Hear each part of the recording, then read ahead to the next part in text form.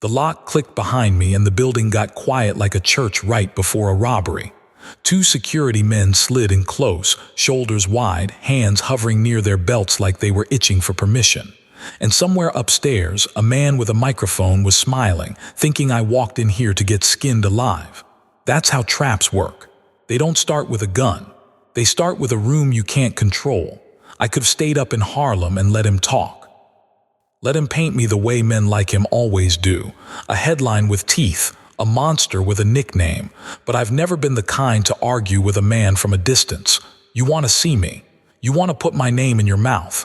Then you can look me in the eyes when you do it. The invitation came dressed up like respect. Thick card. Fancy ink, polite words. The kind of paper that's supposed to make you feel small before you even touch the door handle. My people read it like a death certificate. "Don't go," one of them said, not loud, not dramatic, just cert. The kind of warning you give a man you don't want to bury. They weren't wrong. That anchor wasn't inviting me to talk. He was inviting me to lose, and the rules in his house were built to make sure of it. He had the camera, he had the lights. He had the audience trained like dogs, and he had executives who loved a clean story. Good man, bad man, roll credits. But I've spent my whole life walking into rooms designed to humble me, and every time the room found out the same thing. I don't come to beg for space. I come to change who owns it. So I sat in my chair at Lenox Terrace, cigar burning slow, and I read that invitation like it was a chessboard. Not what it said. What it meant, come downtown so we can show America what you really are. It meant, let the suburbs watch you sweat. It meant, let this man in a suit turn you into a lesson. I listened to my crew talk and I let them talk themselves empty, because fear gets loud when it doesn't know what else to do. Then I folded the card, looked up, and said it's simple. I'm going. Nobody argued after that, not because they agreed, because they knew that tone. That tone means the decision already happened. The day of the interview, the cold had teeth, wind cutting through coats like it was looking for a place to live. The kind of cold that makes people selfish. The kind of cold that makes men show who they are. I dressed the way I always dress when the room thinks it's stronger than me. Clean, sharp, calm, no wasted movement, no loud colors, a suit that didn't ask permission. A man doesn't need to shout if his presence already answers the question. The car took us down from Harlem into Midtown like crossing into another country. You could feel it change street by street. The faces, the pace, the way people walked like the sidewalk belonged to them by birthright. By the time the Cadillac rolled up to Rockefeller Center, the air was already hostile. The doorman looked at me like I was a stain somebody forgot to scrub. He hesitated on the handle like touching the door for me might poison his gloves. I didn't stare back. I didn't give him the satisfaction. I stepped out like I owned the night, because if you walk like a visitor, they'll treat you like a target. Inside, it got worse. Marble floors, gold details, voices bouncing off the walls, people moving fast, carrying papers, making money, acting like the world ran on their schedules. Then I walked in and the whole place did that thing it does when it sees something it wasn't built for. The sound fell off. Heads turned. Eyes widened, like I'd brought a storm in my pocket. A young receptionist tried to smile and couldn't. Her mouth said welcome, but her eyes said please don't make this my problem. "Mr. Johnson," she said, voice thin, "security will need to." That's when the two guards stepped out. Big men, hard faces. The kind of men who used to wear badges and still miss the feeling of touching somebody without consequences. One of them moved in close, chest puffed, arms widening like I was luggage. "Standard procedure," he grunted. Behind me, my bodyguard shifted. I felt it in the air. That half second before violence gets permission to breathe. I lifted one hand, not looking back. That was enough. Then I looked at the guard, not angry, not offended, just patient, like he was a man reading the wrong page. "I'm here as a guest," I said, soft, but the kind of soft that travels. "You put your hands on me," I continued. "I turn around and leave, and your boss sits on television tonight talking to an empty chair." The guard blinked. He didn't like being talked to like that. But he liked unemployment even less, and he knew the truth. This show wasn't about rules, it was about timing, and the clock doesn't care about his pride. He stepped back, jaw tight. The receptionist exhaled like she'd been holding her breath since I walked in. They led us down corridors lined with portraits of men who never had to fight for their seat. Every door we passed, somebody stopped typing. Every window we passed, somebody watched. The building was full of whispers, but none of them were mine. They put me in a waiting room that felt like an insult someone took time to decorate. Stale fruit, cheap paint, tight space. The message was clear. This is where we keep you before we show you to the crowd.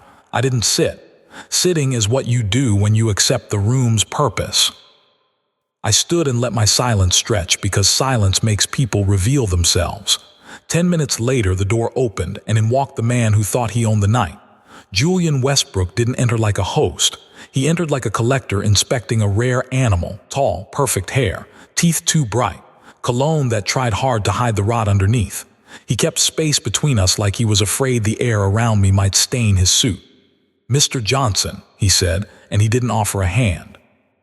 That told me everything I needed to know. He smiled like he'd already decided how this ended. "I'll be honest," he said. "We weren't sure you'd show." He wanted me to bite, wanted me to puff up, wanted me to play the part he wrote for me. I gave him nothing. "I'm here," I said. "That's what you asked for." He let out a small laugh, the kind that's more insult than sound. "This is different from your streets," he said. "There are standards here." Standards. That word always comes out when a man is about to use polite language as a weapon. Then he leaned in a little voice lowering like he was doing me a favor. "Speak clearly," he said. "No slang. This audience might not follow you." There it was, not the hate with fire, the hate with manners. The kind that thinks it's clean because it wears a tie. I watched him carefully like I was studying a man right before he makes his mistake. And I decided right then I wasn't going to punish him with anger. I was going to punish him with patience. "I'll make myself understood," I said. I didn't call him Mr. Westbrook. I didn't give him the title he lived off of. I used his first name just once, just enough. His smile tightened, a small twitch at the corner of his eye like a crack in glass. He straightened up fast. "On air," he said, "it's Mr. Westbrook." I nodded like I was agreeing, but I wasn't agreeing to a thing. He stared, trying to find heat in me, trying to find the animal he came to display. He found a calm face and a steady gaze. That scared him more than any threat. He left the room with one last glance and a warning about time. When the door shut, my bodyguard exhaled through his nose like a bull. "Let me handle him," he muttered. I adjusted my cuff, slow, precise. "No," I said. "That's what he's praying for." Because I could see it, the whole little performance. Wanted a headline that made him a hero. He wanted me loud. He wanted me sloppy. He wanted the city to feel safe because the monster finally acted like a monster. But while he was building a trap for my temper, I was thinking about something else. I was thinking about what a man like Julian Westbrook would risk for ratings, and what he would risk if his private life ever saw daylight. A stage manager appeared at the door, headset crooked, eyes nervous. "Mr. Johnson," he said, "we're ready." I walked out toward the studio floor, lights bleeding through the hallway like an interrogation room, and I could hear the audience before I saw them. That low murmur of people who came to watch something dangerous, as long as they weren't the ones in danger. When I stepped onto that set, the heat from the lamps hit me like a slap. Cameras rolling on wheels, boom mics hanging overhead like vultures, rows of faces, mostly pale, watching like they'd paid for a front row seat to a spectacle. Westbrook sat behind his desk in comfort, a king on a platform he didn't earn. Across from him was my chair, hard wood. No padding, small insult, small mind. I sat anyway, crossing my leg, folding my hands like I had all night. Because I did. And right before the red light went live, I felt the real trap close in. Not the chair, not the cameras, not even Westbrook. It was the look in his eyes. He wasn't just trying to embarrass me. He was hunting for something specific, something he thought would make me break. And I knew, with a certainty that settled in my chest, that in the next few minutes he was going to reach for the one thing a man like me doesn't play about: family. And if he crossed that line on live television, somebody in that studio was going to walk out different than they walked in. The red light came on and the room stopped breathing. That's the thing about live television. No rewinds, no edits, no safety net. A man either survives it or it exposes him. Westbrook's voice changed the second the cameras rolled. Warm, trusted, smooth as polished marble. The same voice that tucked suburbs into bed every night. "Good evening," he said, smiling for millions who couldn't feel the tension sitting 3 feet away from him. "Tonight, we take a hard look at Harlem."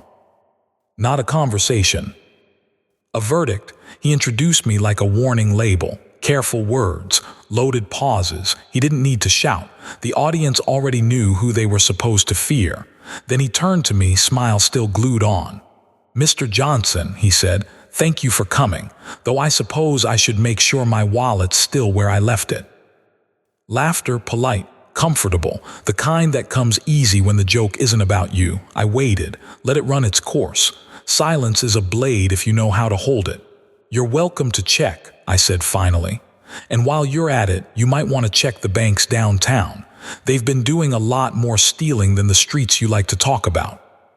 The laughter died wrong, like somebody stepped on the cord. Westbrook blinked, just once. Not enough for the camera to catch, but enough for me. He hadn't expected that. He pressed forward fast, like a man who felt the floor shift. "Let's stick to facts," he said. "Police records paint you as a predator, a man who profits off desperation, taking food money from families who can't afford to lose it." There it was, milk money, Italian suits, same tired picture, new frame. I leaned in just enough to make the cameras follow. "Where I come from," I said, "hope costs a dime. On Wall Street it costs $1 million. Funny how only one of those gets called a crime." The audience shifted. Not applause, something worse, thinking. Westbrook didn't like that. "Violence follows your operation," he snapped. "Men die, streets bleed. Are you denying responsibility for that?" "I'm denying the lie," I said calmly. "Poverty pulls the trigger long before I do." He scoffed. That sneer came back, sharper now. "You sound like a philosopher," he said. "Strange, considering you learned your lessons behind bars instead of in a classroom." Ah, there it is. He wanted to strip me, not of power, of intelligence. The studio leaned in. They wanted heat. They wanted me loud. I gave them cold. "I learned in places where mistakes cost years," I said. "Places you wouldn't survive a week. Education comes in many forms, Julian." I said his name again, soft, intentional. That twitch returned. He leaned forward, eyes narrowing, voice dropping like he was sharing a secret. "You speak of respect," he said, "of dignity, but let's be honest. You poison your own community. You sell dreams that never pay out. And no matter how much money you stack, you'll never belong where real influence lives." That one landed, not because it hurt, but because it revealed him. This wasn't about crime, it was about place, about who was allowed to sit where. I smiled, just a little. "Influence," I said, "isn't where you sit, it's who listens when you speak." The control booth got quiet, I could feel it. Westbrook straightened his papers, jaw tight. He was losing the rhythm, so he reached for something reckless. "Let's talk about your family," he said. The air changed. Even the cameras felt it. "You send your daughter to nice schools," he continued. "Dress her well, try to polish her future." My hand stayed folded, but inside something sharpened. "Do you really believe," he went on, voice sweet with poison, "that no matter what you do, she won't carry your stain? That she isn't ashamed of where your money comes from?" There it was, the line. You could hear the audience inhale, a collective mistake. Westbrook leaned back, confident now. He thought he'd cracked me open. What he didn't understand was that he hadn't lit a fuse. He'd stepped into a room with no exits. I didn't move, didn't speak, didn't blink. I reached into my jacket slowly. Security stiffened, hands tensed, but I didn't pull steel, I pulled calm. A cigarette case, a match. I struck it, flame blooming bright under studio lights. Lit my cigar. Let the smoke drift between us. Then I leaned forward, voice low enough to make the room lean with me. "You just made the kind of mistake," I said. "That doesn't end when the cameras turn off." The producer was screaming in his ear now. I could see it. Westbrook couldn't look away. Fear had finally found him. I checked my watch. "We've got a few minutes left," I said quietly. "Plenty of time to tell the truth." I turned my gaze toward the camera, and maybe, I added, to talk about why you really wanted me here tonight. Westbrook's face drained of color, because in that moment he realized something far too late. He hadn't invited me to be exposed. He'd invited me to speak, and I was just getting started. The room knew before he did. That shift, when power changes hands and nobody announces it. When a man realizes the table isn't where he thought it was. Westbrook swallowed, eyes flicking toward the camera, then away.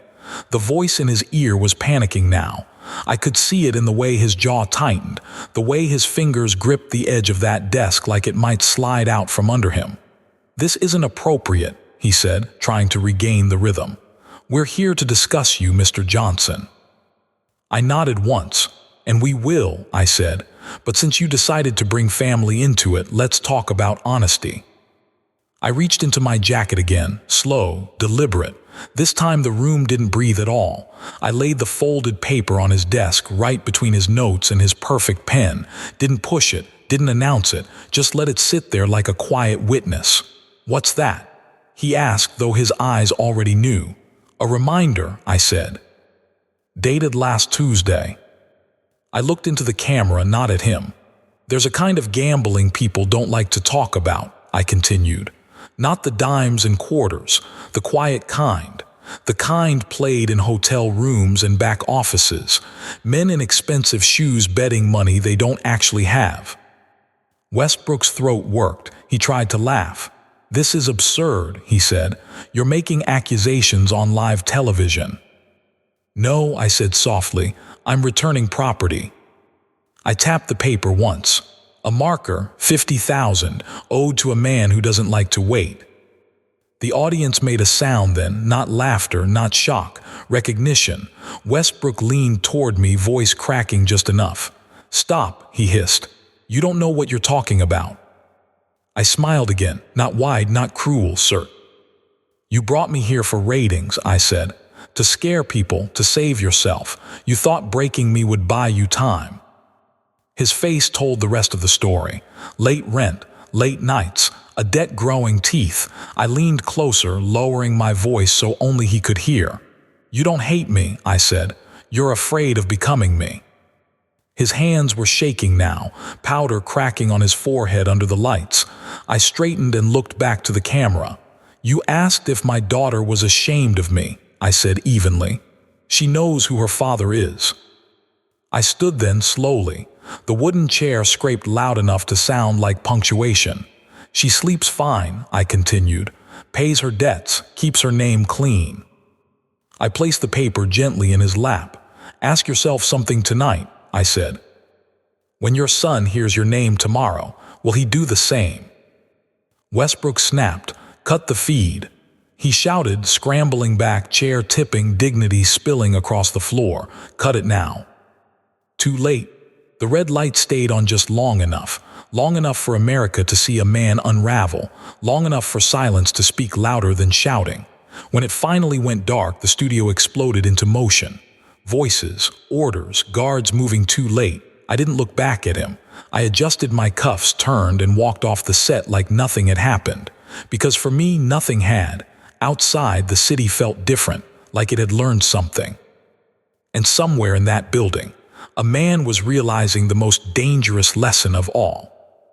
You can invite a king into your house, but once he speaks, the house is never yours again. The question wasn't whether Julian Westbrook would recover. The question was who would come looking for him first, and that answer hadn't arrived yet. The doors closed behind me and the noise stayed trapped inside. That kind of noise doesn't follow you. It stays where it belongs, with the wreckage. We moved through the lobby different this time. Same marble, same gold, but the air had shifted. The receptionist didn't smile. She stared. The doorman didn't hesitate. He rushed forward, pulling the door open like it was suddenly his job to be useful. "Good night, Mr. Johnson," he said, voice tight. I paused just long enough to look at him. "Take care of yourself," I replied, because men like him don't need lessons. They need reminders. The Cadillac swallowed us, door shutting with that heavy sound that ends conversations. For a moment, nobody spoke. Then my bodyguard let out a low breath. "I've seen a lot," he said, "but that, you didn't touch him." I stared out the window as the city slid past. "He touched himself," I said. "I just held the mirror." The car crossed back toward Harlem and that stiffness melted away. The streets breathed again. People moved like they owned their steps. Then I noticed something. They were watching us, pointing, smiling. Some nodding slow, like they'd just seen proof of something they already believed but hadn't seen confirmed yet. Word travels fast when truth hits a microphone. When we reached the building, my daughter was waiting. Television still on, volume low, reruns filling dead air where a man's career used to be. She looked at me like she needed to be sure. "You didn't have to do that," she said. I took off my coat, set it aside. "He already hated me," I told her. What mattered was what he learned. The phone rang. Once, twice, I didn't answer. Some conversations don't deserve your time. I sat beside her and watched the screen go dark. Because outside that apartment, the city was already adjusting. Jobs were being erased. Calls were being made. And somewhere in Midtown, a man who thought he controlled the narrative was learning what happens when the story looks back. But power doesn't disappear. It relocates. And while everyone else was busy celebrating, I was already thinking about who'd try to fill that empty chair. Because when one voice falls silent, another one always steps up. And the next man might not come with cameras, he might come with something sharper. That's when the real test begins. The next morning, the city woke up hungry, not for breakfast, for blood, answers, and leverage. Phones started ringing before the sun cleared the buildings. Producers, politicians, men who pretend they don't watch television but never miss a thing. Everybody wanted to know the same thing. Was it planned? Was it personal? Was I sending a message? Or starting a war? I let the phone ring. Because the first move after a public collapse never comes from the man who fell. It comes from the men who were standing on his shoulders. Westbrook was finished. That part was already written. But the machine he worked for, that machine doesn't feel shame, it feels loss, and loss makes people reckless. By noon, word came up from downtown, quiet word. The kind that doesn't travel unless someone wants it to. Legal departments were digging. Old files getting dusted off. Names being whispered that hadn't been spoken in years. Not about the interview, about me. That's how retaliation starts when fists won't do. Paper, ink, signatures. They weren't angry about what I said. They were angry about who heard it. I sat by the window, cigar unlit, watching Harlem move like it always does. Kids running, women laughing, men arguing over nothing. Life doesn't stop because powerful people get embarrassed. One of my men stepped in, careful with his tone. "Couple of unfamiliar cars been sitting on the block," he said. "Not cops, not regular." I nodded once. Of course. You don't humiliate a man on his own stage without someone checking the locks afterward. That afternoon, another call came in. Different voice. Older, smarter. He didn't threaten. He didn't explain. He just said, "You embarrass people who don't like being seen." Then he hung up. That's when I knew this wasn't over. It was just changing shape. Public humiliation is one thing. Private consequences are another. And somewhere between those two worlds, a decision was being made about how much I was allowed to cost. I stood, finally lighting the cigar. Because when the noise dies down, and the city pretends to move on, that's when the real danger starts walking toward you, and I could feel it. Not loud, not rushed, patient, like a man who doesn't need cameras. Only timing. By nightfall, the watchers stopped pretending. The unfamiliar cars didn't idle anymore. They rolled, slow, controlled, like men counting steps, not miles. That's how you know it's serious, when nobody's in a hurry. I had dinner like it was any other night, same place, same table, because panic is louder than gunfire and I don't broadcast either. Halfway through the meal, whispers slid into the booth across from me. Didn't smile. Didn't joke. That told me more than words ever could. "They're talking," he said quietly. "Downtown people, media people. A couple of suits who don't usually say your name out loud." I cut my steak once, clean. "About what?" I asked. About balance, he said. You embarrassed one of theirs, made them look weak, and now everybody's asking who's next. There it was. Power doesn't hate exposure, it hates precedent. When a man sees another man fall, he doesn't ask why. He asks how and could it happen to me? And the streets? I asked. Whispers leaned back, eyes scanning the room. Streets are calm, he said, too calm. That's the kind of calm that lies. Outside, the rain started soft, like the city was trying to wash something away. I paid the check, stood, and put my hat on slow.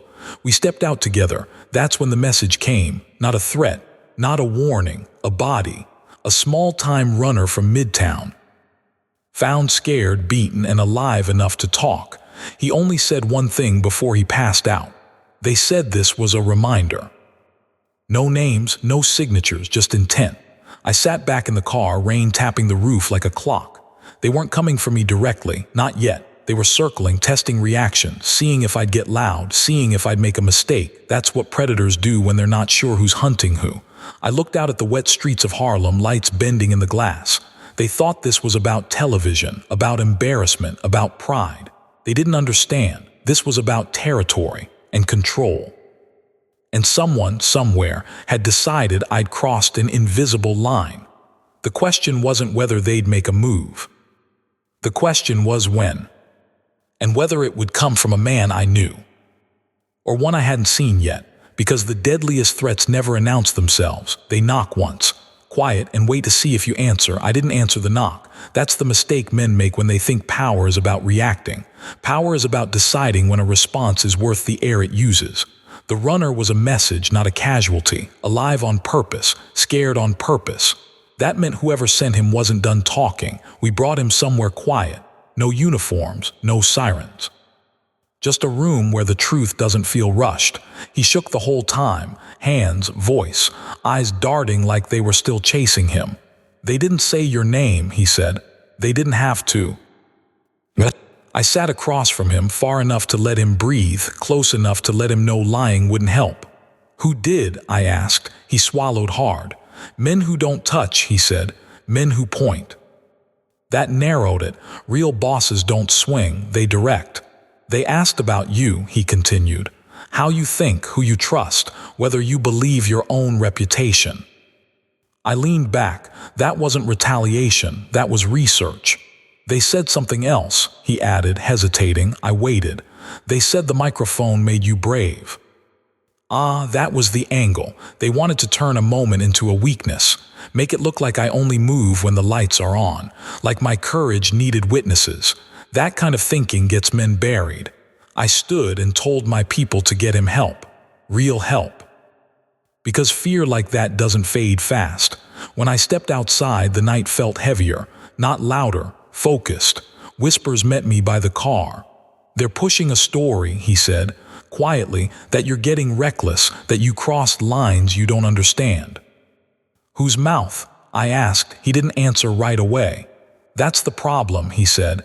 It's moving through people you don't usually hear from, editors, lawyers, fixers. The kind who don't exist until they do. I nodded once. Good, I said. Whispers frowned. Good. They're stepping out of shadow, I replied. Means they're closer than they think. The car rolled. No escort, no rush, because whoever was watching needed to see one thing clearly. I wasn't hiding, I wasn't running, and I wasn't confused. Back at the apartment, I poured a drink I didn't touch, stood by the window, watched the city breathe. Somewhere out there was a man, or a group of them, who believed they could recalibrate the balance by making an example out of me. They thought the interview was the crime. They hadn't realized it was the warning. Because when a man speaks calmly in a room built to break him, and walks out untouched, the next move never belongs to the crowd. It belongs to the one who understands. That silence, when chosen, isn't retreat, it's a setup. And whoever made the call to test me was about to learn something permanent, not on television, not in public, but in the dark space between decisions, where mistakes don't get a second take. By the third night, the city stopped whispering and started listening, not to the papers, not to the radio, to the pauses. Men who usually checked in went quiet, Others called just to hear my voice and hung up without saying why. That's how you know lines are being redrawn. Whispers came in late, coat still damp, eyes sharper than usual. They're trying to box you in, he said. Quiet pressure. Friendly warnings dressed up like concern. From who? I asked. He hesitated. That hesitation told me everything. People who sit between worlds, he said finally. Not street, not law, middlemen who make problems disappear. I nodded. That meant someone powerful had decided I needed limits. They want you predictable, whispers continued. Talking, visible, out front, so they can manage you. I almost smiled. They're late, I said. I already moved. Earlier that day, without noise or announcement, I'd made 3 calls, not threats, questions. Questions make men nervous when they don't know why you're asking. One to a union man who'd been squeezing too hard. One to a banker who liked cash more than records. One to a politician who owed favors he pretended were forgotten. No leverage used, just reminders placed gently on the table, because power isn't about crushing everything at once. It's about letting people imagine what might happen if you stop being patient. That night, the unfamiliar car finally parked too close. Engine off, lights dark. I watched it from the window for a long time. Someone inside wanted to be seen. I didn't move. Minutes passed, then more. Finally, a man stepped out, didn't approach, didn't wave. He just stood there long enough for me to notice. Then got back in and drove away. A test. They were checking whether I'd bite. I turned away from the window, because if they were ready to send a messenger, it meant the real conversation was coming next, and real conversations don't happen on sidewalks. They happen behind closed doors. With no cameras, no witnesses, and no applause. The phone rang once. Different line. Unlisted. I let it ring. Whoever was on the other end needed to understand something before we spoke. I wasn't waiting for their move. I was deciding where to end it. And somewhere in the city, a man realized too late that inviting me onto his stage hadn't exposed me at all. It had shown others what I was willing to do. Without raising my voice, the line went dead. Tomorrow someone would come in person, and when they did, they wouldn't be smiling. He came the next evening. No entourage, no announcement, just a knock that didn't ask twice. I didn't rush it. Men who knock like that hate waiting. It reminds them they're not in control. When I opened the door, he stood there like he belonged. Gray coat, clean shoes, the kind of man who never introduces himself because he assumes you already know. We should talk, he said. I stepped aside. He didn't look around when he entered, didn't admire the place, didn't relax. That told me he'd rehearsed this. We sat across from each other with space between us. Space is important when both men understand consequences. You caused a disruption, he said, not accusing, observing. Disruptions reveal weak structures, I replied. They're useful.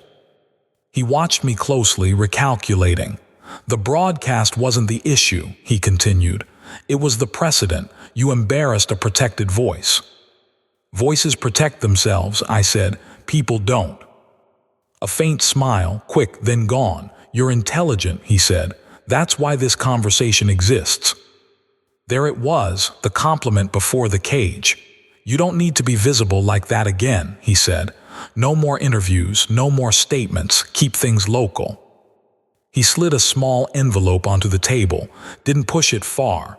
Inside wasn't money, it was restraint, and understanding.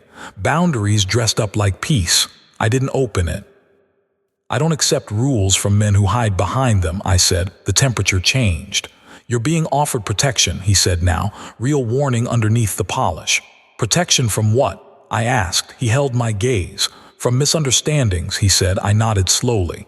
Then I leaned forward just enough to shorten the space. Let me explain something, I said. You came here because your people are nervous, not because I made a mistake. His jaw tightened. You think you embarrassed a man, he said. You embarrassed a system. That system, I replied, forgot how much it depends on silence. He stood, conversation over, terms rejected. At the door he paused. Next time, he said, it won't be a conversation. I met his eyes. Next time, I said. You won't send a messenger." The door closed. I stood there a moment, listening to his footsteps disappear. Then I turned back to the room, because when men like that leave without agreement, they don't leave without plans, and now the game had shifted. No cameras, no crowds, just intent. Somewhere phones were already ringing, favors being called in, moves being timed, and the city, unaware as ever, kept breathing. But I knew something had changed, because when power comes to your door quietly and leaves unsatisfied, it never forgets the address. The next move wouldn't be subtle, it would be decisive, and someone was going to miscalculate. By morning, the city felt tight, not loud, not frantic, compressed, like something heavy had been set down and everyone was adjusting their footing without knowing why. No sirens, no headlines, that's how you know it's serious. Whispers called before I finished my coffee. "One of ours got stopped," he said. "Clean stop, no charges, just questions." "What kind?" I asked. "About you," he replied. "About routines, who comes in and out, what nights you stay home." I nodded. That wasn't pressure, that was mapping. I walked to the window and looked down at the street. Same faces, same corners, but every pattern has blind spots and somebody was studying them. "They trying to scare us?" Whispers asked. "No," I said. "They're trying to decide how expensive this gets. Because men like the one who visited me don't rush. They line things up. They wait for a clean angle, and when they move, it's never personal. It's efficient." Around noon, another message came in. Not through my people, through a channel I hadn't used in years. Short, precise. "There's a meeting being discussed. You're not invited." That told me everything. When men meet without you, they're either planning peace or planning removal, and peace doesn't usually come with surveillance. I put on my coat and hat, same as always. Routine is armor. As I stepped outside, a kid from the block looked up at me. "Everything good?" he asked, trying to sound casual. I smiled. "Everything's fine," I said, but as I walked I counted exits, reflections, cars that rolled a little too slow, because the most dangerous moment in any game is when everyone believes the rules are understood, and I could feel it now. A decision had been made somewhere I wasn't sitting, a choice between letting me exist or proving a point to anyone else who might try the same thing. That's when men stop talking. That's when they send certainty. I reached the corner and paused, letting a car pass. Black, clean, tinted. It didn't stop, but it didn't need to, because I knew then, clear as breath, the warning phase was over, and whatever came next wouldn't ask questions. That night nobody slept easy. Not my people, not theirs, and not the city pretending it didn't feel the shift. When the warning phase ends, everything goes quiet, too quiet. That's when men stop testing and start committing. I changed nothing about my routine. Same dinner hour, same route, same pace. Because fear changes posture and posture tells stories. But underneath that calm I was counting. Not days, not hours, moves. Whispers checked in after dark, voice lower than usual. "They canceled the meeting," he said. "No explanation, no reschedule." I nodded. That wasn't mercy, that was a pivot. "Something else," he added. "One of the middlemen, he disappeared, phone dead, office empty." Now that mattered. Middlemen don't vanish unless someone above them decided silence was safer than answers. I stood by the window again, looking down at Harlem lit up in pieces. Life still moving, music drifting, kids laughing like the world hadn't just narrowed. That's the danger part, when the city feels normal right before it is. I poured a drink I still didn't touch. Because if they were cleaning their own trail, it meant one thing. They weren't planning to scare me anymore. They were planning to resolve me. Somewhere out there, a timeline was being finalized. Routes studied, patterns locked in.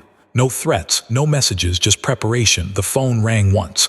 Different number, no voice on the line. I didn't say hello, I listened.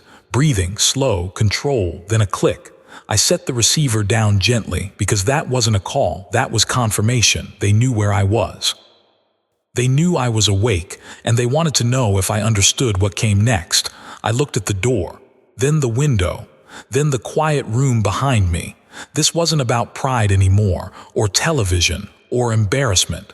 This was about erasing an example, and men don't do that halfway.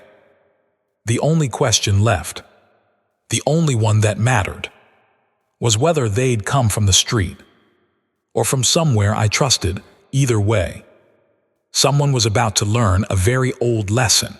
You don't come for a man who sees the whole board, unless you're prepared to lose pieces you didn't even know were in play. And the night wasn't done choosing yet. I didn't wait for morning. Morning belongs to men who expect tomorrow. I moved before the city decided what it was going to let happen. First call went out quiet, not to soldiers, to thinkers, men who don't ask why when I say a name. Men who understand that timing is louder than gunfire. I changed cars, changed routes, changed nothing else, because disappearing makes people curious.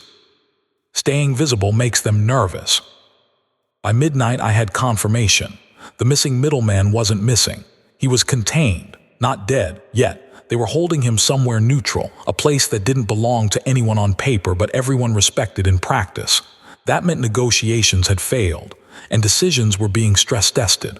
I sat in the back seat, city lights sliding across the glass, and finally understood the shape of it.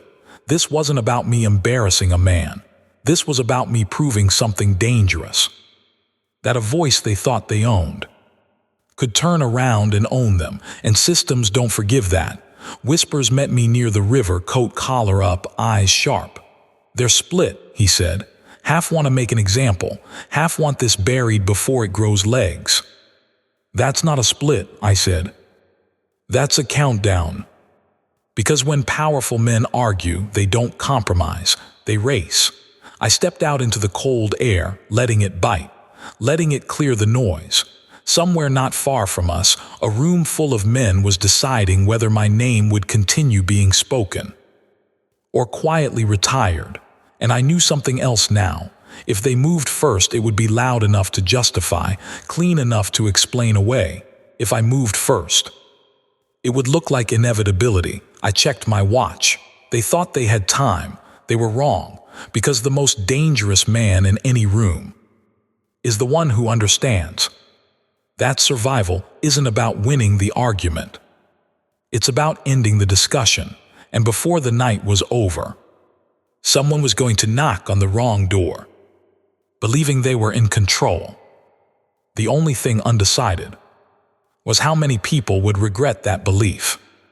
Before the sun came up, the knock came just after 2, not loud, not rushed, confident. That's how you know it isn't a kid or a soldier. That's how you know it's someone who expects the door to open. I didn't answer it. I watched the shadow move under the frame. One man, maybe 2, no shifting, no pacing. Patience like that costs money. Whispers was already in the other room, silent, listening to the building the way only a man who's lived long enough learns to listen. No phones, no radios. Just instinct. The knock came again. Same rhythm, same pressure. A message without words. I walked to the door slow, not because I was cautious, but because I wanted whoever stood on the other side to feel the weight. When I opened it, the hallway light cut across a familiar face, not the gray coat messenger. Someone older, someone deeper. He didn't smile, didn't threat.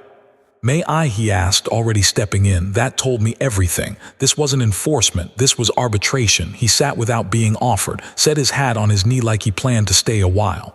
"They're losing patience," he said, not accusing, informing. "So am I," I replied. He nodded like that was fair. "You've made people nervous," he continued. "The wrong kind of nervous. You reminded them they're visible." "That's not my problem," I said. He looked up at me then, really looked. "It becomes your problem," he said quietly, "when visibility turns into liability." There it was, not a threat, a diagnosis. "They want a guarantee," he said. "No more surprises, no more moments that inspire the wrong people." "And if I don't give it?" I asked. He exhaled through his nose. "Then this stops being a discussion," he said, "and starts being a correction." I leaned against the table, arms loose, voice calm. "You didn't come here to warn me," I said. "You came to see if I'd bend." He didn't deny it. Instead, he stood, picking up his hat. "You have until tomorrow night," he said. "One way or another, this resolves." At the door he paused. For what it's worth, he added, some of us think you're right. Then he was gone. The hallway swallowed his footsteps. Whispers stepped out of the shadows. That wasn't good, he said. No, I replied. It was honest. What? I walked back to the window, looking out over a city that had no idea a decision was being scheduled on its behalf. Tomorrow night. A deadline is just another way of saying. Someone thinks they know how the story ends, but deadlines cut both ways, and somewhere between now and then, someone was going to realize. They misjudged how far ahead I'd already moved, because when men give you time to think, it's usually because they're afraid of what you'll do without it, and I wasn't done thinking yet. Deadlines have a smell, metal, sweat, and men pretending they're calm when they're already committed. Tomorrow night meant they thought I'd sit still, think it through, maybe convince myself that survival looks like surrender. They misunderstood the order of things. I spent the day moving quietly, not hiding, positioning. A visit to a church basement where no prayers were spoken. A stop at a barbershop where the clippers stayed on but the talk stopped when I walked in. A long drive through streets that remembered me better than any ledger ever could. Everywhere I went, I left the same thing behind. Certainty, not promises, not threats, understanding. By late afternoon, Whispers came back with news he didn't like. They're pulling favors, he said. People we don't usually see aligned. Media, money. A couple names from downtown that don't mix unless something's big. How big? I asked. He hesitated. Big enough to clean, he said. Clean is worse than loud. Clean means no witnesses, no mess, no story. I poured a drink and finally took a sip. Then they're late, I said. Whispers frowned. Late. If they wanted me gone, I replied, I wouldn't be standing here. That night the phone rang again. This time I answered, no voice, just breathing. I waited. Then a whisper, careful and controlled. Tomorrow, the voice said, last chance. I smiled, though no one could see it. You already had your last chance, I said, and hung up. Silence followed. Not relief, anticipation. I stood by the window one more time, watching Harlem settle in for the night. Lights blinking on, music drifting. Life trusting the morning would come. Tomorrow night, someone would make a move they couldn't take back. Either they'd try to erase me, or they'd learn why men like me don't get erased quietly. Because when you corner a man who sees the whole board, you don't force him to retreat, you force him to choose, and I had already decided. The only thing left was who would regret giving me the time to do it. Tomorrow night came heavy, not dramatic, sir. That's how real endings feel before they arrive. I didn't gather soldiers, didn't make speeches, didn't call in noise. I chose rooms, places where decisions get finalized without applause, places where men sit close enough to smell fear but far enough to deny it later. Whispers watched me lace my shoes like it bothered him. You sure about this? He asked. I looked up. I'm already inside their timing, I said. They just don't know it yet. We moved just after dark. Not together, never together, different cars, different routes. Same destination. A building most people walk past without noticing. No sign, no guard out front. Inside, the air was wrong, too clean, too quiet. The kind of place where conversations end careers or lives. I sat at the table alone at first. That mattered. If you want to know who's nervous, watch who arrives late. The door opened once, then again. Men came in pairs, not looking at each other, not looking at me. Everyone pretending this was still a discussion. Finally, the last chair filled. The room locked into place. No smiles, no greetings, just a pause long enough for everyone to understand that whatever happened next wouldn't stay in this room. One of them cleared his throat. This doesn't need to be ugly, he said. I nodded slowly. It already is, I replied. You just don't feel it yet. That's when I laid my hand flat on the table. No weapons, no papers, just presence. You gave me time, I continued, because you thought I'd hesitate. Silence pressed in. I used it, I said, to make sure whoever leaves this room tonight does so knowing exactly what they agreed to. A chair shifted. Someone exhaled too fast. That's when I knew. Not everyone at that table was on the same side, and somewhere behind me, behind the walls, behind the planning, a final move was already in motion, the kind you don't hear coming, the kind that only reveals itself when it's already too late to stand up. And as I sat there, calm as ever, I realized the truth of it. This meeting wasn't about stopping me, it was about deciding who would survive what came next. And the door behind us had just locked. When the door locked, nobody moved. Locks do that. They remind men they're committed now. One of them reached for his cigarette and stopped halfway. Another shifted in his chair like the wood had turned sharp. No one spoke. That silence told me everything. Someone in that room hadn't been told the whole plan. You hear that? I asked calmly. They all listened. Nothing.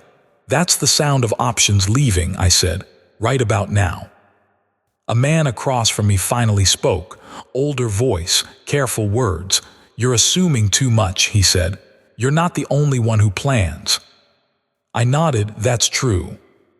I leaned back, slow, deliberate. But I'm the only one here who planned for betrayal. That word hit different. You could feel it. One man's eyes went to another man's hands. Someone else cleared his throat and didn't try again. You see, I continued, this meeting was never about me agreeing to anything. I tapped the table once. It was about showing you who's already moved without asking permission. A murmur tried to start and died immediately. Before you came in, I said, 3 phones rang. Not yours, yours, I added, nodding to the left. And yours, nodding right. Their faces tightened. Those calls weren't threats, I said. They were confirmations. A chair scraped back slightly. Of what? Someone asked. That the man you trusted to clean this up, I replied. Decided it was safer to step aside. Now the room breathed wrong. I stood, not fast. Fast scares people into mistakes. You thought this was about erasing an example, I said. But examples don't die that easy. I walked slowly behind the chairs, letting them feel me move. Power doesn't disappear, I continued. It relocates, and tonight it decided where it prefers to sit. I stopped behind the man who'd spoken first. You gave me a deadline, I said quietly. I gave you a mirror. I leaned in just enough for him to hear. And now, I whispered, the only question left is which one of you understands that walking out alive means letting this go. And which one of you is about to learn what happens when silence is mistaken for mercy. No one answered because they were all doing the same math. And outside that room, somewhere very close, a decision was already finishing itself. One that didn't need their permission anymore. The lock clicked again, this time from the outside, and every man in that room knew the truth at the exact same moment. The game had moved past discussion.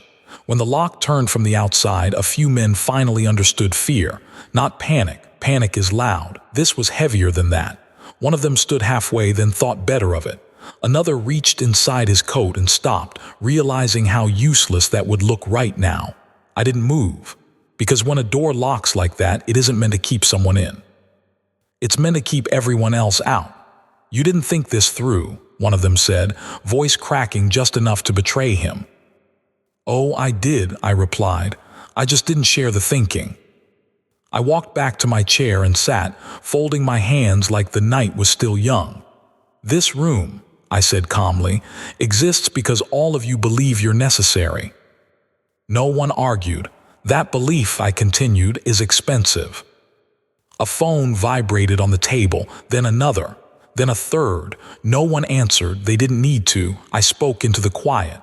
The man you sent to manage this, I said, made a different calculation when he realized how many people would sleep better if tonight ended, uneven. One of them whispered a name. I shook my head. Don't, I said. Names are how men pretend they're still in control. Another vibration, longer this time. The man nearest the phone picked it up with shaking fingers, listened for 2 seconds, then slowly set it back down. His face had gone gray. They're pulling out, he said to the room. Everyone. Of course they were. Nobody wants to be the last man standing next to a bad decision. I leaned forward slightly. This is where it ends, I said. No retaliation, no corrections, no late-night ideas 6 months from now. Silence if it doesn't, I added. The next room won't have chairs. One by one, heads nodded, not in agreement. In surrender, the lock clicked again. This time the door opened. Air rushed in like relief, trying to pretend it wasn't late. I stood. Remember something, I said, turning toward the exit. You didn't spare me tonight. I paused at the door. You spared yourselves. I walked out without looking back. Behind me, the room exhaled as one. But somewhere deeper in the city, beyond that building, beyond those men, another silence was forming. The kind that doesn't come from agreements. The kind that comes from someone who watched all of this unfold and decided they didn't like the ending, because the most dangerous man in any story isn't the one who loses, it's the one who learns, and I could feel it. The night wasn't finished teaching yet. I felt it before I saw it. That quiet tightening in the chest, that instinct that doesn't shout, doesn't rush. It just knows. The street outside looked normal. Too normal. Cars parked where they always parked. Footsteps echoing the way footsteps always echo. But the rhythm was off by half a beat, and half a beat is how men disappear. I didn't go straight home. Never do after a night like that. We took the long way, then the longer one. 3 turns too many. One stop that wasn't necessary. That's when the tail showed itself. Not sloppy, not aggressive, professional. A car that didn't hurry when we slowed. Didn't fall back when we sped up. Just stayed close enough to remind me the night still had teeth. Whispers saw it too. Didn't say a word. We didn't need to. I leaned back, eyes forward, mind already somewhere else. The meeting was over. The decision had been made. But decisions don't always end things. Sometimes they create a vacuum. And vacuums attract men who think differently. Men who don't care about rooms or agreements. Men who weren't invited, weren't consulted. And don't forgive being left out. The car behind us turned when we turned. Confirmation. I smiled faintly, because that meant one thing. Someone watched powerful men back down tonight and decided they wouldn't. Someone who doesn't negotiate, doesn't warn, doesn't knock. The kind of man who believes the fastest way to rewrite the board is to remove the player who sees it too clearly. We crossed into a darker stretch of street, lamps spaced farther apart. The tail stayed with us, patient, confident. I reached into my coat, not for a weapon, for a thought, because the danger wasn't the car. It was what it represented, a new variable, one I hadn't named yet. And as we rolled forward into the thinning light, I understood the truth settling in around me. The system had stepped back, but the street never does. And whoever sat behind me in that car wasn't interested in balance. They were interested in endings. The only question now was whether they thought this story finished with me or started because of me. Either way, the next move wouldn't be quiet, and it wouldn't wait. The street narrowed like it was making a choice for us. I told the driver to slow down, not stop. Stopping is an invitation. The car behind didn't change pace. That told me everything I needed to know. We passed a corner where the light flickered like it was tired of trying. That's when the other car pulled closer. Too close. No horn, no flash, just pressure. Whispers finally spoke. "One car," he said, "but it ain't alone." He was right. 2 shadows peeled off up ahead. Men stepping out of doorways that had been empty a second ago. Hands in coats. Eyes locked. This wasn't the system. This wasn't suits or deadlines. This was street work. Clean, fast, final. I felt calm settle in the way it always does when the math finishes itself. "Keep rolling," I said. "Don't give them the moment." The driver nodded, knuckles white but steady. The car behind us surged. I leaned forward just enough to see the driver's silhouette. Young. Too young to know what he was really being paid to do. That's when I understood. This wasn't about sending a message. This was about making sure I never sent another one. The car clipped our rear bumper, just a kiss. Enough to say we're here. I smiled. Because men who want certainty don't announce themselves like that. They don't test. They act, which meant this wasn't the end yet. It was a probe, a feeler, someone seeing if the king still had guards on the board, or if tonight had finally left him exposed. I reached for the door handle and stopped myself. Not yet. Let them think they had the upper hand for one more breath. Because when you survive a room full of powerful men, and then survive the street that follows, the next man who comes for you usually comes angry, and angry men make mistakes. The car behind us backed off slightly, not retreating, repositioning. That's when I knew this wasn't their move. It was the warning before it. And whoever sent them was already watching, already adjusting, already planning something bigger, something that wouldn't miss. The night swallowed us as we rolled forward, but I could feel it clear as a loaded gun resting on the table. The real attack wasn't behind me anymore. It was ahead, and it was waiting for daylight. Daylight is when men get careless. They think the sun makes things honest, makes violence visible, makes danger loud. That's a lie the city tells itself so it can keep moving. By morning, the tail was gone. No cars, no shadows. That didn't comfort me. It confirmed what I already knew. The street had passed the file. When you don't see them anymore, it means someone smarter took over. I sat at the table, coffee untouched, listening to the building wake up. Doors opening. Radios clicking on. Life pretending yesterday didn't bend something permanent. Whisper stood by the window, watching the corner. "They're resetting," he said. No noise, no movement, like they're waiting for permission. "From who?" I asked. He didn't answer because we both knew. Not the suits, not the media, not the men from the locked room. This was coming from someone lower and deeper, someone who didn't care about balance or precedent, someone who saw last night as weakness, not restraint.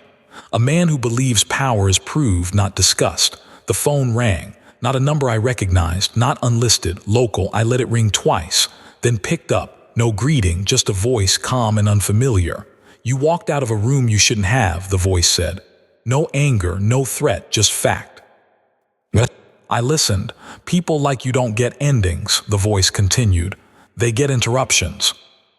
I smiled slightly. "Then you should have knocked harder," I said. A pause, then a soft chuckle. "You'll see," the voice replied and hung up. I set the receiver down slowly, because that wasn't fear on the other end. That was confidence. The dangerous kind. The kind that doesn't send boys in cars or men with deadlines. The kind that waits for patterns, then breaks them. I stood and put on my hat. "Change everything," I told Whispers. "Roots, times, faces." He nodded, already moving. Outside, the city looked the same. Same corners, same faces, but underneath it something new had taken shape. A hunter who didn't want me embarrassed, didn't want me silenced. He wanted me gone. And men like that don't miss twice. The game wasn't over. It had just entered the phase where only one man gets to keep seeing the whole board. And somewhere out there, another man believed that vision was about to go dark. By noon, the city had chosen sides without announcing it. Not banners, not words, absence. Corners that usually buzzed went quiet when I passed. Men who normally nodded looked straight ahead. Nobody wanted to be seen knowing too much. That's when you know a hunter's been named, not out loud, never out loud. Whispers met me outside a shop we didn't usually use. Different door, different street. "They're pulling kids off corners," he said. "Not our kids, the ones who talk too much." That confirmed it. This wasn't about muscle. It was about sightlines. Someone was trying to make me blind. I stepped inside, the bell above the door ringing like it didn't understand what kind of day it was. The owner didn't ask questions, just locked the door behind us and turned the sign. Inside, the air smelled like old wood and older secrets. "They're calling him the finisher," Whispers said quietly. "Word from the west side. Comes in after chaos, not before it." I nodded. That fit. Men like that don't rush headlines. They wait for everyone else to get tired. "They say he doesn't miss," Whispers added. I looked at him. "Everybody misses," I said. "They just don't know where yet." I stepped toward the back room and sat, letting my mind stretch out over the board. The finisher wasn't interested in statements or messages. He didn't care who I embarrassed or what rooms I'd walked out of. He cared about one thing, ending problems so they didn't come back. That meant he'd wait until I felt safe, until the noise died, until I believed the worst had passed, which meant the worst was still being packed. I stood. Tell everyone the same thing, I said. Nothing changes. Whispers frowned. Nothing. Nothing, I repeated. Let him think the pattern held. Because hunters hate improvisation. They want routine.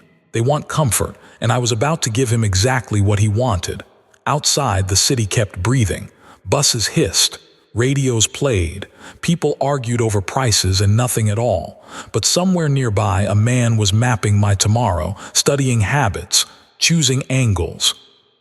And he believed, honestly believed, that when the moment came, I wouldn't see him until it was over. That belief was the mistake, because I wasn't hunting him.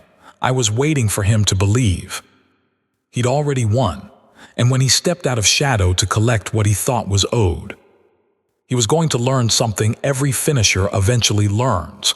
Endings are dangerous places to stand, especially when the man you came to end has already walked past you and turned around. The finisher made his move at dusk.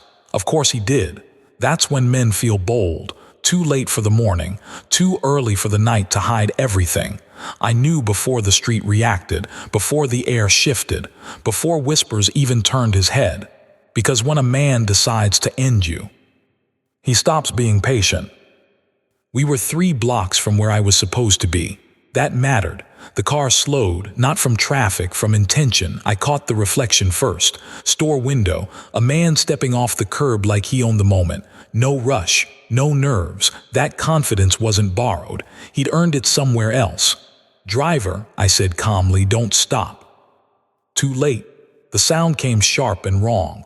Metal kissing glass, not loud enough for panic, just loud enough for finality. The finisher stepped into view. Medium height, ordinary face. Eyes empty of drama, the kind of man who doesn't hate you, doesn't enjoy it, just finishes. He raised his arm, and that's when he realized something was missing. Fear, not in my face, not in my posture, not in the street around him, because the street had already decided. A door slammed behind him, then another, not my men rushing in, not guns flashing, just presence, people who didn't belong to me, but belonged to the block. A shop owner who'd lost a cousin, a driver who remembered a favor, a man who didn't like strangers deciding endings on his street. The finisher hesitated, just a breath. That was the mistake. He turned, recalculating too late, and I spoke, not loud, not angry. You picked the wrong ground. He looked back at me then, really looked, and in that second he understood. This wasn't a trap, it wasn't a counter-ambush, it was inevitability. He lowered the gun. Not in surrender, in acceptance. Because men like him know when the math breaks against them. He stepped back once, then disappeared between cars and shadows, leaving nothing behind but the truth. That was the end. Not with a body, not with noise, with a decision reversed. The system never came back. The suits never called again. The street settled. Julian Westbrook stayed gone. The finisher never tried twice. And the city moved on the way cities always do. Pretending it didn't just watch power blink. That's how real victories end. No headlines, no applause, just silence where danger used to breathe. I went home, sat down, turned off the lights, because the lesson had been delivered, not to the man with the microphone, not to the men in the locked room, but to anyone watching close enough to learn. You can build traps, you can set deadlines, you can send finishers. But if a man sees the whole board, and you step into his end game, the story doesn't end with him. It ends with the question of why you ever thought it would.